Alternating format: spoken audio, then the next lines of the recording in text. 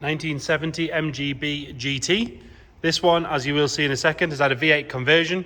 Spec is really good on this one.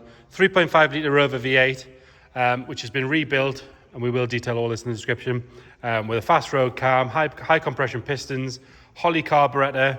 It also has a 123 electronic ignition, which is controlled via Bluetooth on an app, which is really nice. 5-speed Rover SD1 gearbox, anti-roll bars, all that sort of stuff. I have had it down the road. It does drive very, very well. This car has actually been known to us for quite some time. We've known the customer for a fair old while. He has used it very regularly, as you can see by all the stickers in the windows. It's been here, there and everywhere. But again, he's built it to a nice spec to be used properly. We're going to start by having a good look at the bodywork, then we're going to go through the interior, and then we're going to go for a cold engine startup. If you do check the description, we'll detail everything we know as far as service history, all the work that's been done, what's been done, and everything else we know about the car. Starting on the driver's side, if we look down this side, you can see it's lovely and straight all the way down there. It's not full of ripples or filler. Both sides look like they've either been really highly polished or painted recently. If you compare them to the bonnet's got quite a lot of crazing in it, which you can see there. And the same story, not quite as bad, but it is there on the boot lid. But both sides, lovely and shiny all the way down. Starting on this wing, in the arch itself, it's sharp all the way around there. There's no sign of any corrosion coming through.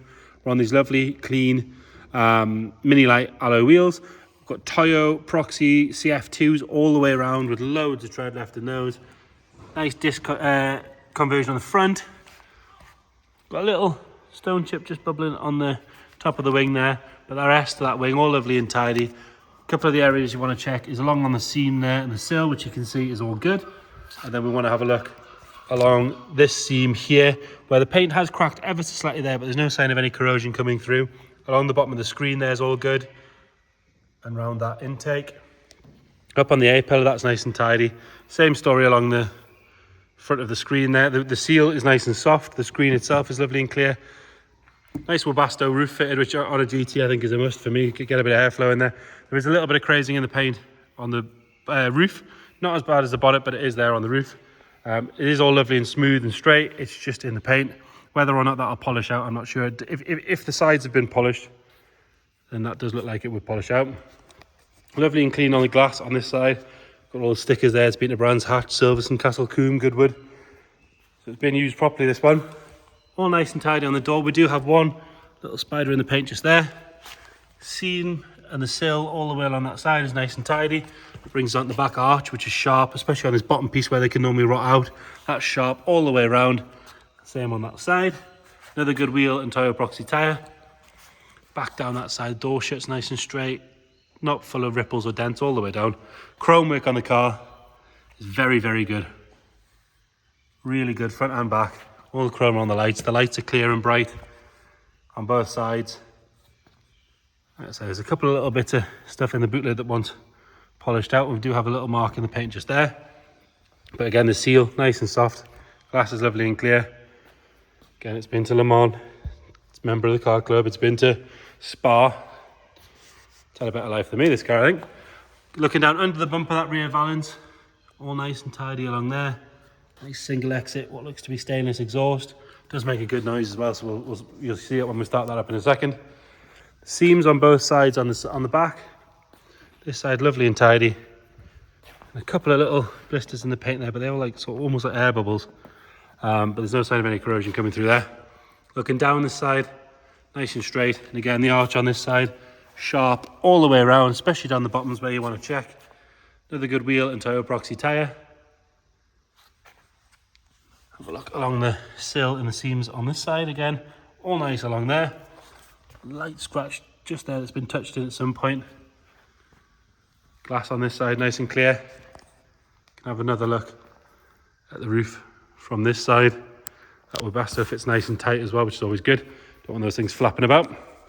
And then the seam on the top here, same situation as this. A couple of little bubbles under the paint, but it does seem like it's almost like it's air bubbles as opposed to corrosion. Seam itself is nice and solid. Along the bottom of the screen is good. Top of the screen, same story. And then onto the front wing, lovely and tidy. Starting at the bottom, coming all the way up, that's all good. And the arch itself, sharp again, all the way around. And that final matching Toyo Proxy on those mini light wheels. Round up the front, the chrome, same story on the front, really good on the front. A couple of little scratches and stone chips on the bonnet. Like we mentioned, there is that crazing in the paint.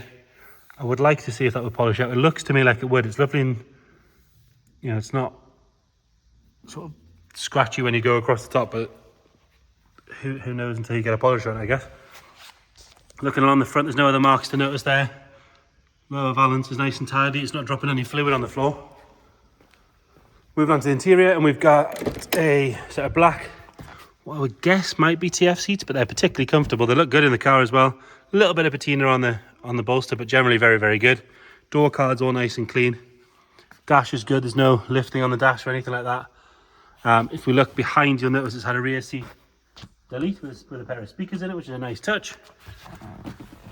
And then we've got this nice 3-spoke steering wheel. The car shows 86,000 miles. Again, we'll detail what we know about conversions and things like that when it was done. We do have a timing screen there for trials, which is the one where you've got to do a road course and meet it to a certain point, I believe. And again, like I mentioned, that ignition system's controlled by Bluetooth. Rest of the dash, all nice and neat. There's no funny smells in here, no signs of any moisture or damp. Going into the boot, and it's got a set of telescopic rams on there, which is nice as well, so you don't have that lovely, well, that horrible clunky hinge system. So that's all good there, nice and strong. Have a look under here.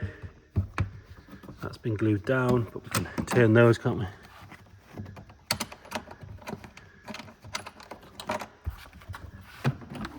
And we've got a full-size spare in there. Bag of tools, but it's lovely and clean. No sign of any corrosion coming through there. No sign of any trapped moisture. Carpet set in the back's nice as well. And then there's got those speakers on that rear shelf. Into the passenger side. Again, lovely and neat on the door card. The door shuts are clean and tidy. It's not been kicked or abused. Passenger seat's really nice and tidy. Carpet set's lovely and dark. This side of the dash is all good. We'll pull the bonnet while we're here. We do have a fire extinguisher fitted in there as well. Again, if you're going on these long tours and things, that's the sort of thing you want with you. And then under here, we've got that 3.5 litre Rover V8, SD1 box, Holly carb, and all the other bits on it. It's got things like remote oil filters, catch cans, all the stuff you'd want to see on a conversion done properly. Nice set of manifolds on there as well. We'll get it fired up.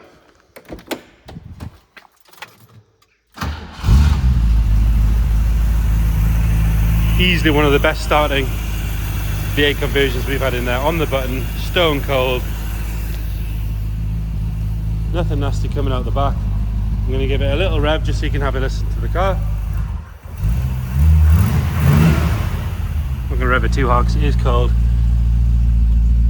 Show you good oil pressure, stone cold as you can see from the gauge. So there you have it, 1970 MGB GT V8. Check the description, we'll put the full spec in there. Thank you.